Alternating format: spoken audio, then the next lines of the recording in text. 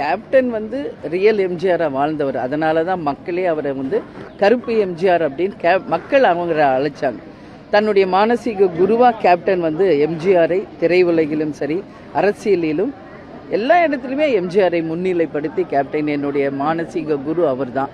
அவருடைய ஃபாலோவாக தான் நான் வந்து எல்லாமே இன்றைக்கி பண்ணுறோம். அதே மாதிரி எம்ஜிஆர் ஸ்கூலுக்கு வந்து அன்னதானம் வருங்கிறது எவ்வளோ ஆண்டு காலமாக கேப்டன் பண்ணிக்கிட்டு இருக்காரு. அதே மாதிரி எம்ஜிஆருடைய அந்த பிரச்சார வாகனம் ஜானகி அம்மா கேப்டனுக்கு கொடுத்தது, அந்த வாகனத்தில் போய் கட்சி ஆரம்பித்தது எல்லாமே இன்றைக்கும் நம்ம தலைமை அலுவலகத்தில் பார்த்தீங்கன்னா ஒரே ஒரு சிலை, எம்ஜிஆர் சிலை தான். அந்த மாதிரி கேப்டனை பொறுத்த வரைக்கும் எம்ஜிஆர் அவருடைய மானசீக குருவாக ஏற்றுக்கிட்டார். அதனால தான் இன்றைக்கி நம்ம வந்து எம்ஜிஆரை வந்து எப்போவுமே நம்ம சொல்கிறோம். அதுதான் இப்போ மற்றவங்க அதை பற்றி சொல்கிறாங்கன்னா அது ஏன் சொல்கிறாங்கன்றது அந்த கேள்வி நீங்கள் அவங்கக்கிட்ட தான் கேட்கணும். ஒரு காலகட்டம் வரைக்கும் எம்ஜிஆர் அவர்கள் இருந்தாங்க, அதுக்கப்புறம் கேப்டன் அவர்கள். இன்ன வரைக்கும் சினிமாலேருந்து அரசியலேருந்து சாதிச்சவங்கன்னா இவங்க ரெண்டு பேரையும் முன்னிறுத்தினாங்க. இன்னும் வரக்கூடிய ஆட்களுக்கு நீங்கள் என்ன சொல்ல விரும்புகிறீங்க?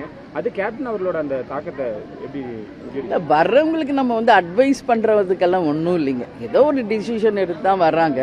ஸோ மற்றவங்களை அட்வைஸ் பண்ணணுன்றது ஒன்றும் கிடையாது. எங்களை பொறுத்த வரைக்கும் எங்கள் கேப்டன், எங்கள் தலைவர், எங்களுடைய இதய தெய்வம் எங்களுக்கு என்ன சொல்லிட்டு போயிருக்காரோ அதை நாங்கள் செயல்படுத்துவோம். உறுதியாக அவருடைய பொன்னான திட்டங்களை நிச்சயம் மக்களுக்கு சென்றடைய செய்வோம். அதில் ஒரு திட்டம்தான் ரேஷன் பொருள் வீடு தேடி வரும். அதில் ஒரே ஒரு சின்ன எக்ஸாம்பிள் அது. அந்த மாதிரி இன்னும் ஆயிரக்கணக்கான திட்டங்கள் அவருடைய பொன்னான கனவு திட்டங்கள் இருக்குது. நிச்சயம் அவருடைய அருளால் அந்த மக்கள்கிட்ட போய் சேரணும்.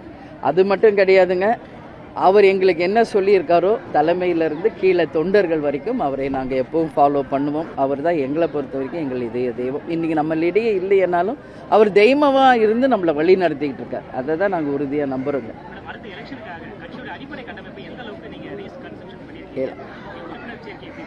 அதுதான் உள்ளம் தேடி இல்லம் நாடி.